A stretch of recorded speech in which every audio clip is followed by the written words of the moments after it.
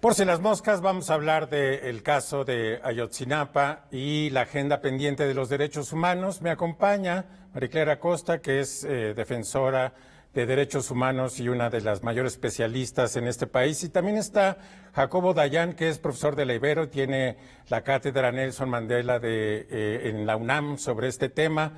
Jacobo, Maricler, muchísimas gracias de verdad por estar aquí en Por si las moscas.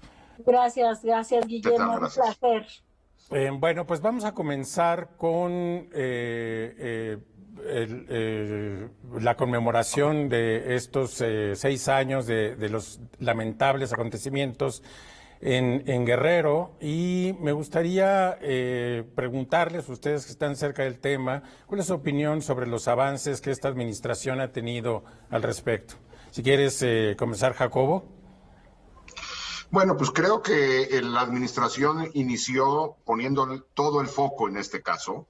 Hay que recordar que el primer acto de gobierno de Andrés Manuel López Obrador, el 3 de diciembre, es decir, a 2 días de tomar posesión, fue la creación de esta comisión de investigación, mal llamada Comisión de la Verdad, pues una comisión de investigación sobre el caso Ayotzinapa.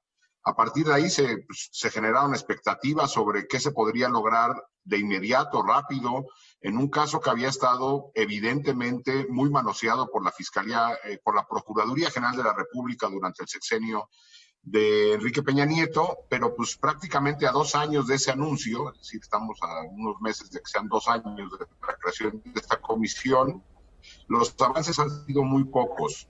Hay la identificación de un estudiante más, hay que recordar esto, un estudiante más, fue ya identificado un fragmento óseo que corresponde a uno de los 43, y el resto pues han sido anuncios de que se va a esclarecer el caso, pero no hay avances sustanciales más que el anuncio de la orden de detención de Tomás Herón como alguien implicado en tortura en este caso y enlodar el caso para que no se pudiera resolver. Maricler, ¿qué opinión te merece lo que ha hecho esta administración? Pues mira, yo creo que le han dado muchísima publicidad al caso de Ayotzinapa, le han dado mucha publicidad al interés del presidente de la República por esclarecer el caso de Ayotzinapa, las reuniones con los familiares, pero coincido totalmente con Jacobo, muy pocos avances y cosas que no han sido explicadas todavía. Entendemos que va a haber una serie de detenciones de funcionarios, pero creemos que es todo a nivel todavía municipal. No sé qué funcionarios, por ejemplo, del gobierno de Guerrero, que estaban en funciones cuando sucedieron los hechos de Ayotzinapa, han sido investigados y qué pasaría con eso. Por otro lado, no se ha esclarecido todavía el papel de los militares.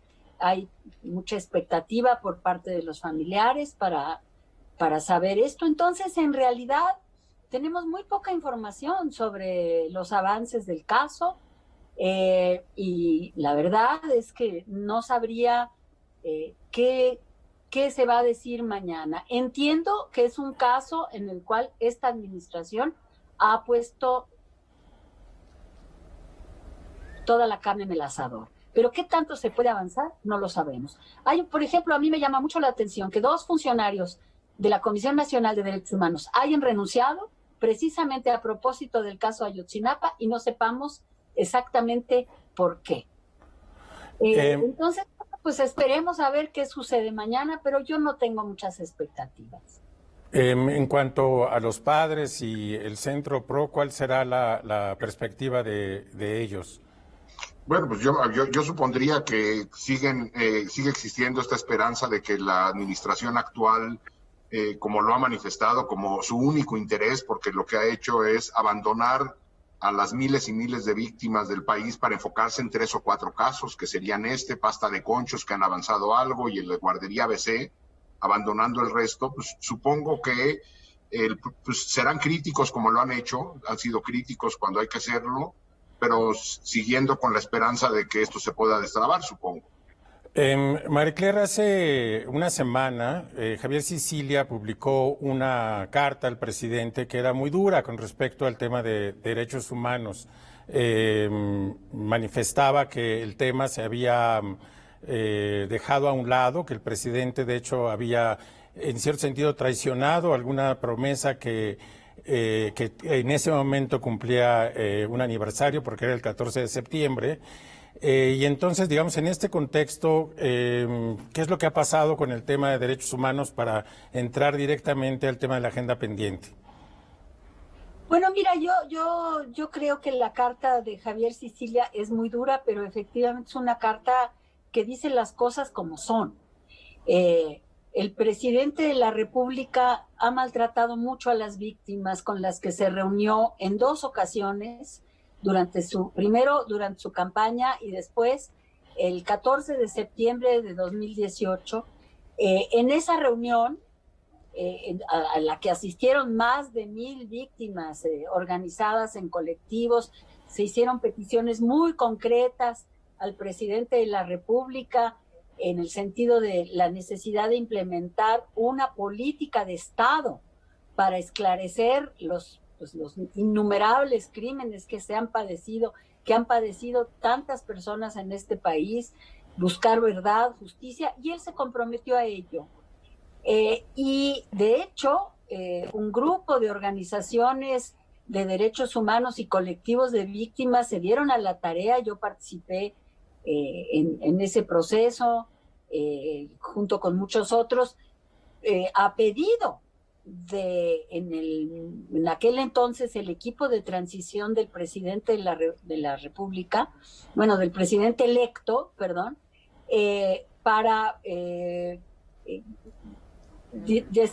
diseñar una propuesta de política de justicia transicional que buscara la verdad, la justicia, la reparación integral a las víctimas, la protección de testigos, en fin, una serie de propuestas que se hicieron muy concienzudamente y de repente, en el mes de diciembre, cuando el presidente ya había tomado posesión, pues se desvaneció toda esa promesa, nunca más se volvió a saber qué había pasado. Una funcionaria bastante menor de la Secretaría de Gobernación se empezó a medio ocupar del caso, y cuando la masacre de los Levarón, Javier Sicilia volvió a poner el tema en la agenda pública y promovió una marcha de víctimas en la que participamos muchos, precisamente para volverle a plantear al presidente sus promesas. El presidente se negó a recibirnos. No solamente se negó a recibirnos, argumentó que eso dañaría su investidura presidencial, cosa que no deja de sorprenderme, porque no entiendo por qué reunirse con víctimas puede dañar la investidura presidencial de alguien, o por supuesto cuando sí se reúne con otras víctimas, ¿no? Claro. Y bueno, incluso cuando llegamos, la marcha llegó al Zócalo a principios de este año, pues fuimos recibidos por un grupo de choque de Morena. Entonces, pues no, creo que, y desde entonces no hemos vuelto a tener ninguna respuesta de ningún tipo a ningún nivel del gobierno. Entonces me parece que la carta de Javier pues es una carta totalmente justificada y creo que además ha tenido impacto y me da mucho gusto. Bien, vámonos a un corte y regresamos contigo, Jacobo, para que nos ayudes a aclarar a qué se refiere el tema de justicia transicional. ¿Qué se refiere este término? Para que lo entienda el público. Regresamos.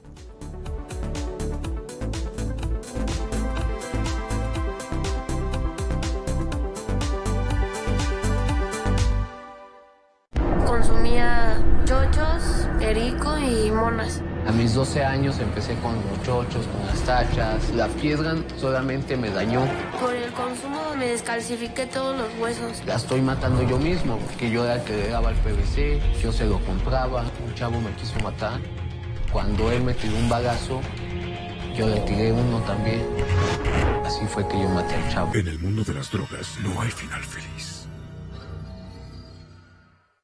Por si las moscas, estamos de regreso. Soy Guillermo Sorno, estoy hablando con Mariclera Acosta y con Jacobo Dayan, especialistas en temas de derechos humanos. Usted está en Canal 22 y antes del corte le decía a Jacobo que si nos ayudaba a entender a qué se refiere el término de justicia transicional. Mariclera hablaba de una política de Estado con respecto a este tema y se entiende que ustedes estuvieron trabajando durante meses para presentar un documento donde se aclararan estos puntos. Y te pregunto, Jacobo, ahora, ¿qué significa el tema de justicia transicional y de qué tema se debe de ocupar?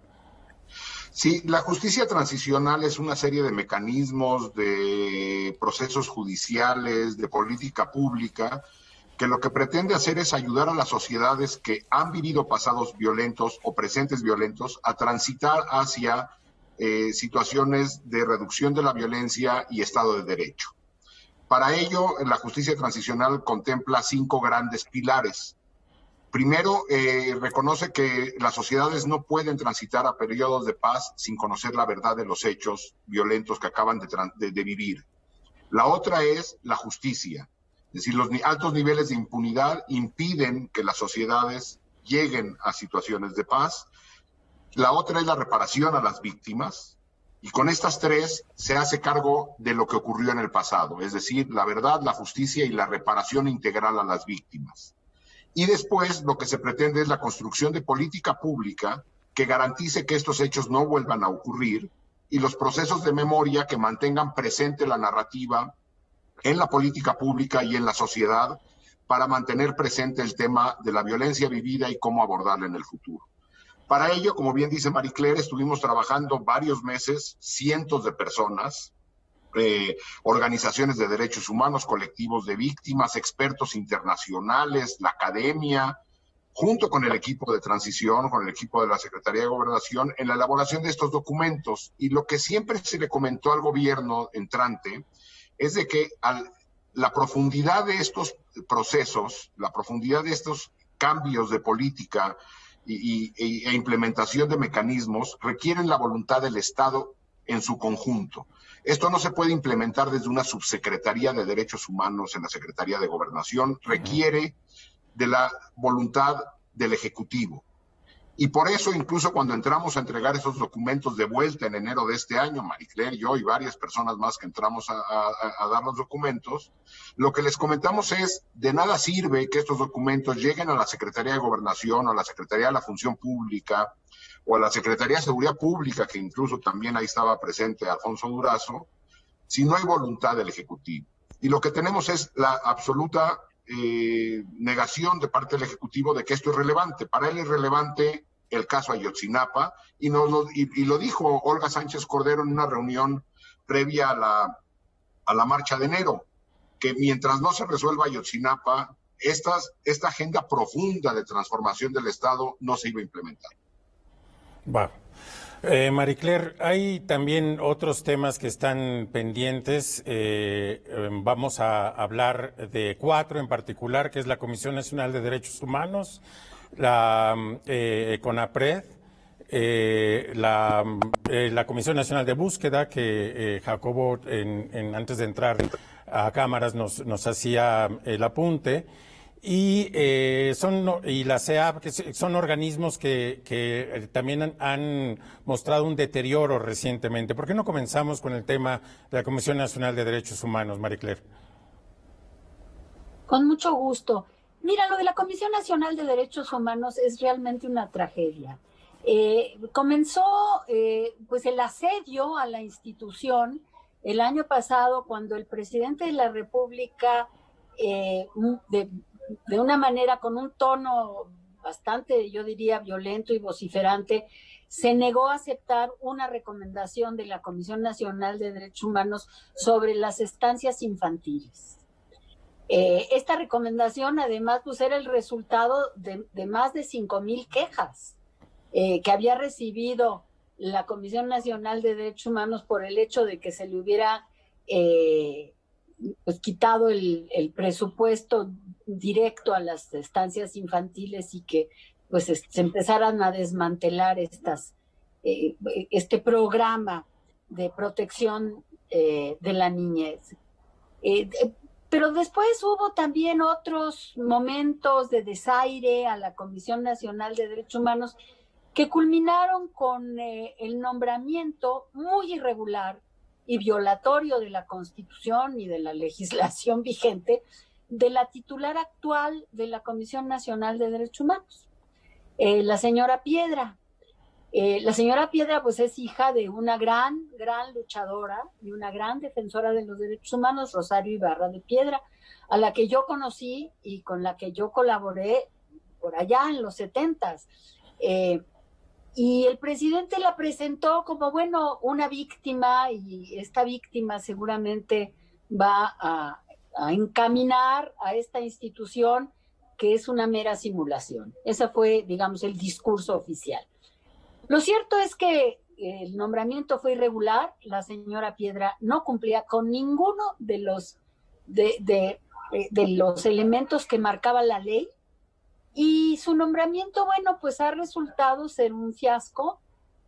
La Comisión Nacional de Derechos Humanos ha sido tomada por colectivos de víctimas feministas, pero también ahí hay colectivos, otro tipo de colectivos de víctimas de desaparición.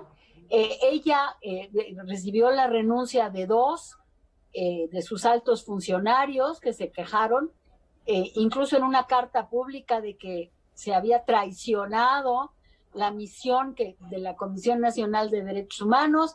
En fin, ese es el resultado de la comisión. CONAPRED, que es otra institución de derechos humanos del Estado mexicano muy importante, que se encarga del tema de la discriminación y el derecho a la no discriminación, que es una institución que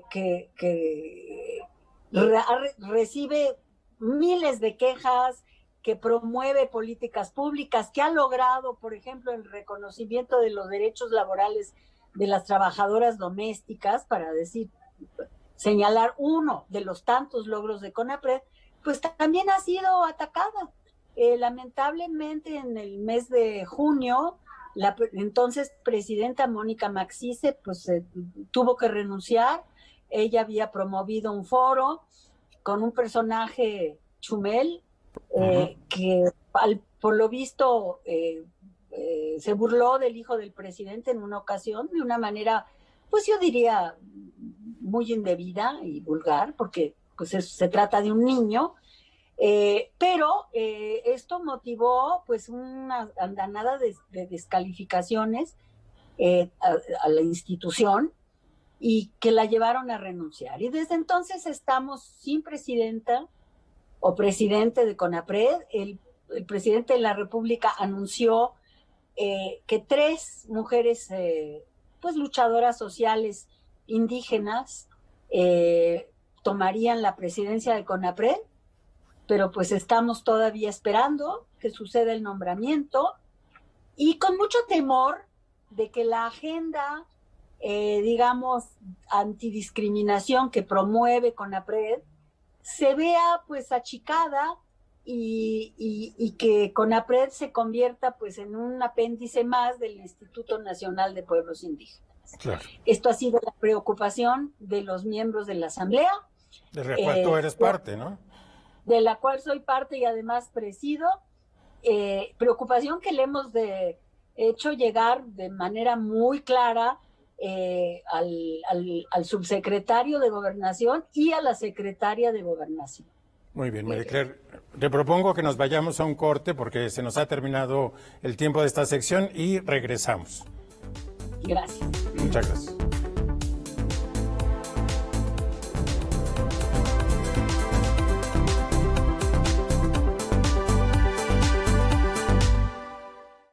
Consumía chochos, perico y monas. A mis 12 años empecé con los chochos, con las tachas. La piedra solamente me dañó. Por el consumo me descalcifiqué todos los huesos. La estoy matando yo mismo, porque yo era el que le daba el PVC, yo se lo compraba. Un chavo me quiso matar. Cuando él me tiró un balazo, yo le tiré uno también. Así fue que yo maté al chavo. En el mundo de las drogas no hay final feliz. Por si las moscas, estamos de regreso, estamos revisando los avances en el caso Ayotzinapa, que ya lleva 6 años, y estamos también hablando de la agenda pendiente de derechos humanos. Estoy con Maricler Acosta y con Jacobo Dayan. Maricler, perdón, tuve que interrumpirte, pero ibas a decir algo más con respecto a CONAPRED. No, gracias.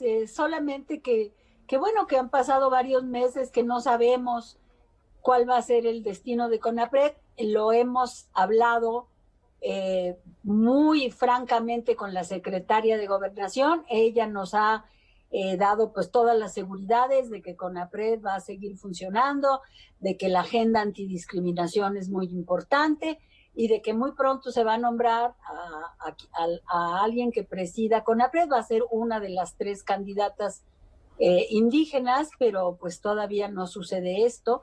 Va a haber cambios a la legislación de CONAPRED, y lo único que yo diría es que la asamblea consultiva de CONAPRED, que es una asamblea muy nutrida y además integrada por pues, gente muy valiosa de todos los ámbitos, pues está muy cohesionada y estamos presionando mucho y pues defendiendo a la institución. Eso es lo que estamos haciendo.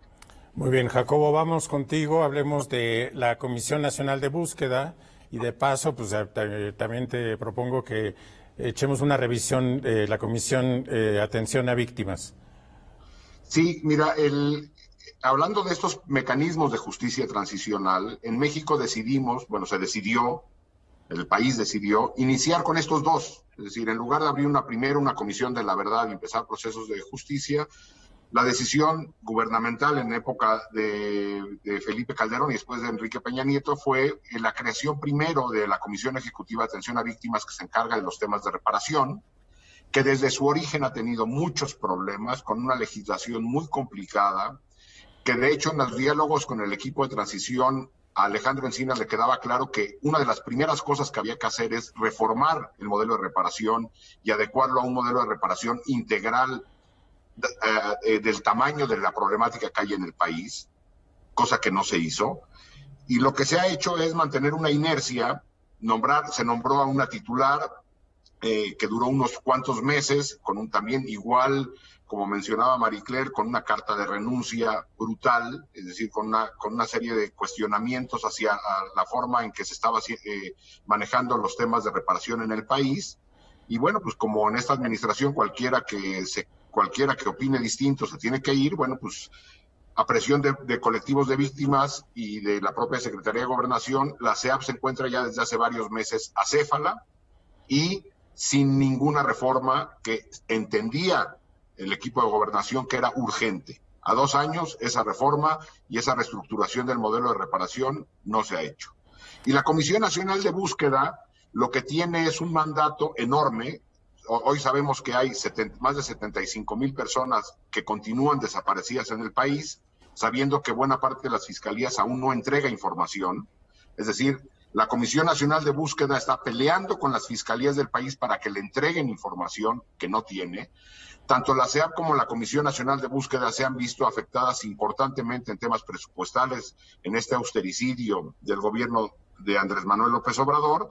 Y más recientemente en un enfrentamiento muy fuerte con la Fiscalía General de la República, que no reconoce el protocolo homologado de búsqueda generado por la Comisión Nacional de Búsqueda y además se niega a reconocer la Fiscalía General de la República el derecho a toda persona a ser buscada.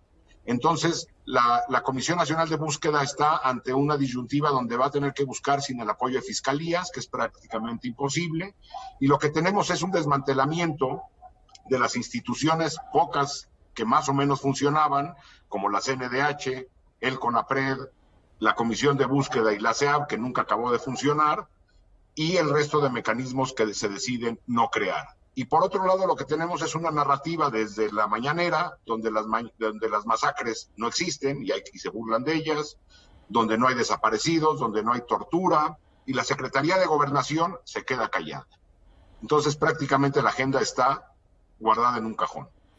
Maricler, ¿qué le pasa a las sociedades que pasan por un verdadero proceso de justicia transicional? Mira, primero a las víctimas se les da un mínimo, aunque sea, pero algo sustantivo de justicia y desde luego de verdad. Y esto lo que propicia es el que se empiece a generar confianza en las instituciones del Estado y facilita la construcción de un Estado de Derecho.